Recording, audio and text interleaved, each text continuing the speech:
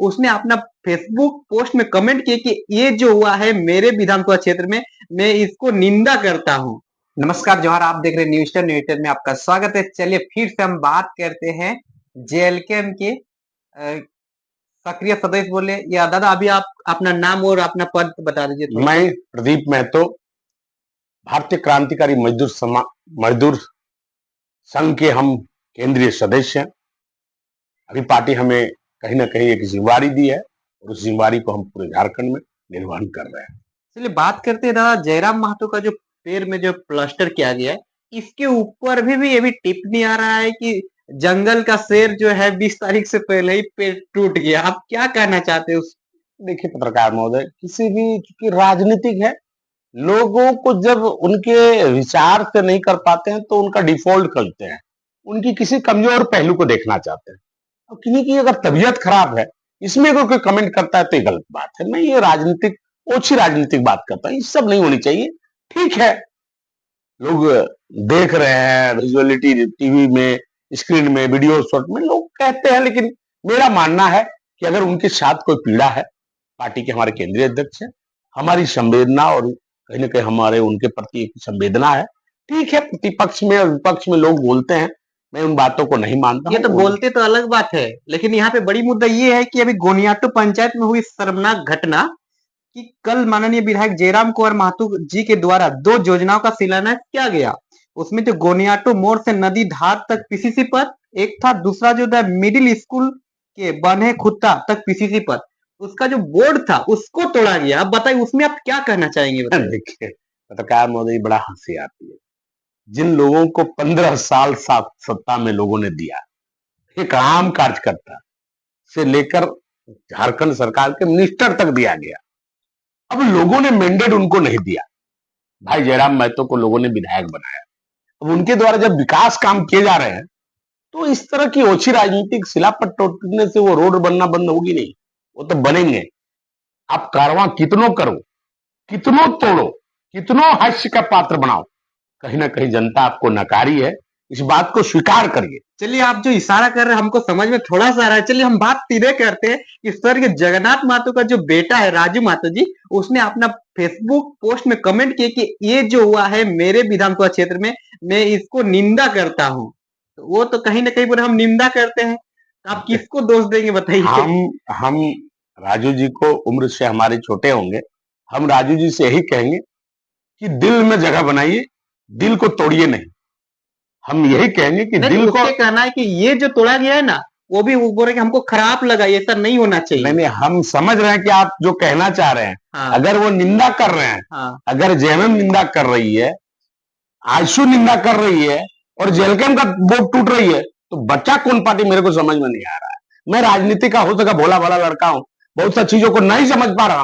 राजू जी हमको बोल रहे हैं कि मैंने नहीं तोड़ा, आयशु वाले बोल रहे नहीं तोड़ा, जेएलकेएम वाले तोड़ दिए। क्या ऐसा तो नहीं होगा कि हमारे केंद्रीय अध्यक्ष कर रहे हैं और हमारे पार्टी के लोग तो तोड़े नहीं है, तो जांच का विषय है। लेकिन इस तरह की ओछी बातें करना, चाहे जिनके भी तरफ से हुआ है, मैं उनकी पूरी तरह से निंदा करता हूं। और शिलापट तोड़ना विकास में अवरोधक नहीं है।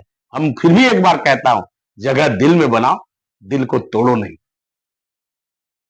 चलिए, तो 2029 में आप लोग का कुछ चेंजिंग होने वाला है क्या? हाँ देखिए, चूंकि अभी तो जो केंद्र सरकार के आए हुए हैं कि परिसीमन की बात चल रही है, तो 2029 में हो सके परिसीमन हो। ऐसा लग रहा है कि लोकसभा जिससे हमारे 14 है वो 20 होने की बात चल रही है। विधानसभा की सीटें जो 81 है उसको तकरीबन 130 या 40 ऐसे सरकार का है कि जनगणना करने के बाद हम लोग इसको रिवाइज करेंगे, तो चीजें हो सकती हैं। विधानसभा बढ़ेंगे, लोग अपने अपने जिस तरह से सीमांकन करेंगी राज्य सरकार, फिर आगे जैसी होगी वो तो आपके साथ रहेंगे और आपको बताएंगे कि हम कैसे। बात करते घाटशिला उपचुनाव, यहाँ पे जो है कुर्मी समुदाय के द्वारा 20 तारीख को रेल टेका किया जा रहा है। आप ही के पार्टी का जो एक नेत्री निशा भगत जी का बयान जो आ रहा है कुर्मी के ऊपर आ रहा है, कहीं ना कहीं आप लोग घाटशिला उपचुनाव के बारे में तो आप लोग टारगेट नहीं किया है? नहीं, देखिए निशा जी को हम बेसिकली उतना हम लोग इसको नहीं तवज्जो देते हैं कि निशा जी तो प्रत्याशी थी, लेकिन वोट गनिएगा पत्रकार महोदय, 1500 वोट थे, एक मुखिया का वोट 1600 आता है। आप निशा भगत को जिस मायने में आकलन कर रहे हैं, निशा भगत तो इसी है नहीं। गुमला जैसा सीट, आदिवासी आरक्षित सीट, अगर वो उतनी प्रखर थी, आदिवासी में उनकी इतनी पकड़ होती, इतनी पैठ होती, तो गुमला सीट से 1600 वोट आते हैं। 1600 वोट तो जयराम महतो के नाम से आते हैं। आखिर उन्होंने कहीं ना कहीं क्षेत्र में, उनकी जो क्षेत्र गुमला जो पड़ता है, वो कहीं ना कहीं लोगों के बीच अपनी विश्वसनीयता नहीं जगा पाई। उसका खुद के समाज में अपनी विश्वसनीयता नहीं है। वो मेरे समाज के बारे में बोलते हैं, जिनका आज के डेट में 8-8 विधायक, 2-2 सांसद, राज्यसभा सदस्य, पूर्व मुख्यमंत्री, उप मुख्यमंत्री, पूर्व मंत्री, तमाम सैकड़ों विधायक, पूर्व विधायक पड़े पड़े हैं। हम लोगों ने पूरे झारखंड को संवारने का काम किया है। आज इतिहास गवाह है, हम लोगों ने जो बलिदान दिया है।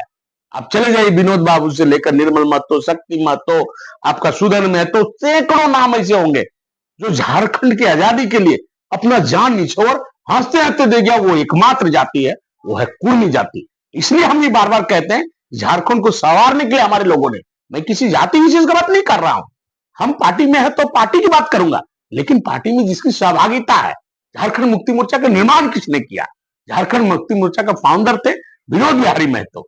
आज भी इतिहास गवाह है, आज इतिहास के पन्नों में खोल के देख लीजिए। चलिए, इतिहास के पन्ने में जब खोलने की बात कर रहे थे, विधानसभा में एक बात आया था कि जब गुरुजी का जब देहांत हुआ तो उसके लिए भारत रत्न का मांग कर रहा था, लेकिन विनोद बाबू जी का जब मूर्ति लगाने की बात की तो बोले कि रांची में जगह नहीं है। बताइए। पत्रकार महोदय, हमको समझ में नहीं आ रहा है, बेटा बाप के लिए भारत रत्न क्यों मांग रहा है?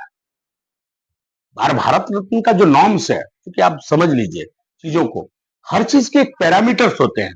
भारत रत्न के लिए कमेटी बनी हुई है और कमेटी देखती है कि उस व्यक्ति का सामाजिक, राजनीतिक और उसका पूरे देश के अंदर या पूरे राष्ट्र में उनकी जो कार्यशैली है, उनके से लोग प्रेरित होकर लोग समाज में क्या दिशा और दशा तय हुआ, उसके पॉइंट्स होते हैं महोदय, और उन सबको जोड़ के भारत रत्न मिलते हैं। हम नहीं समझ पाते हैं कि बेटा को विधानसभा से, हमको बड़ा अटपटा लगता है, विधानसभा से भारत रत्न का रेजोल्यूशन तो लिया जाता नहीं है। भारत रत्न के लिए क्यों इतने आरामारी और मारामारी? यहाँ सिर्फ और सिर्फ चमचे हो रही है। लोग चाहते हैं कि मैं कैसे चमकाऊं, मैं कैसे बोलूं, अगर मेरे चेहरा आ जाएंगे तो लोग हमको देखेंगे कि मैं गुरुजी के लिए भारत रत्न मांगा। क्या ऐसा काम किया झारखंड के लिए कि भारत रत्न मिलना चाहिए? मेरे को समझ में नहीं आ रहा। पत्रकार आपसे मैं पूछना चाहता हूँ, एक भी बढ़िया काम अगर ये रहते तो 95 में हमारी झारखंड अलग हो जाता। स्वायत्त परिषद लेके बैठे नहीं रहते, यही लालू यादव स्वायत्त परिषद दे दिए और ये स्वायत्त परिषद के चेयरमैन बन गए और झारखंड अलग राज्य के मुद्दा को हाशिए पे ले गए। आज सांसद रिश्वत कांड इसी झारखंड में हुआ था। 5-5 सशस्त्र आश्रम, पत्रकार जी आप उस समय कम उम्र के होंगे, सांसद रिश्वत कांड हुआ था। किसने किया था? शिबू सोरेन जी ने। शशिकांत झा का हत्याकांड यहीं पे हुआ था, उनको तिहाड़ जेल में जैसे किया गया था। ठीक है, बाद में बाइज्जत बरी हो गए। क्या उपलब्धि है? तो पूरे जीवन टुंडी विधानसभा में बिताए विनोद बाबू के साये में, विनोद बाबू ने उनको प्रमोट किया।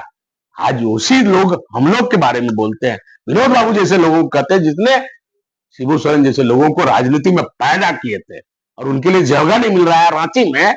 ये दुर्भाग्य नहीं, ये विनाश की बात है। और आने वाला समय में मैं आपको विश्वास दिलाता हूं कि झारखंड को अगर आगे ले जाना है तो मांझी महतो भाई भाई करके, और कहीं ना कहीं महतो को बड़ा भाई मानना होगा, तभी मांझी का और पूरे मूलवासी आदिवासी का विकास होगा। ये आपको विश्वास दिलाते हैं।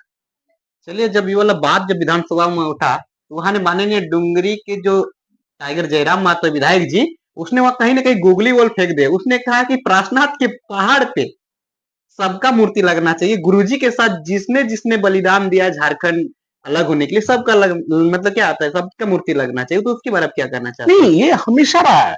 जयराम बाबू आज विधायक बने, महज 30 साल का लड़का है, अभी तो कॉलेज में पढ़ रहे हैं, लेकिन फिर भी 81 में एक विधायक ने ये बात कहने की बात की। हम सब दिन सर्वमान्य लेके चले आए। विनोद बाबू चाहते तो अकेले जेएमएम चलाते, लेकिन उन्होंने बोला नहीं, साताल समाज चलाते हैं। शिबू सोरेन को जेना मोड़ से उठा के लेके गए थे। कॉमरेड एके राय यहाँ के नहीं थे, वो बंगाल के थे, यहाँ इंजीनियर थे पेशे से।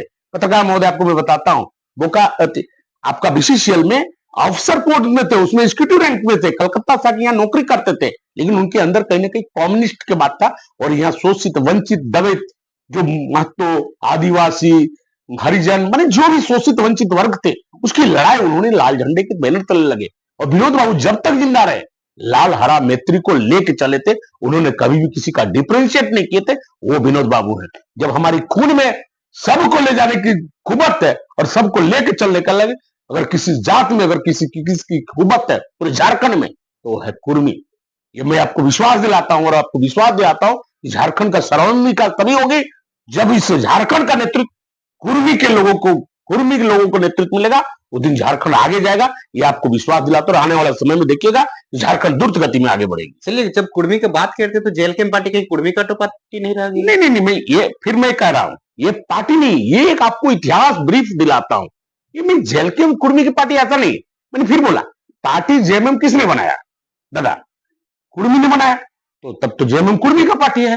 भाजपा जो आज के पहले जनसंघ थे या जो भी थे, अडवाणी बनाए, मुरली मनोहर जोशी हुए या जितने हैं, श्यामा प्रसाद मुखर्जी ने बनाए, तो क्या मुखर्जी का पार्टी हो गया? कांग्रेस पटेल से लेकर कितने लोगों ने बनाए, तो क्या उन जाति का पार्टी हो गया? क्या पार्टी किसी जात का नहीं होता है, निश्चित तौर पे उसमें एक कौम, एक कम्युनिटी, एक जात लीड करता है।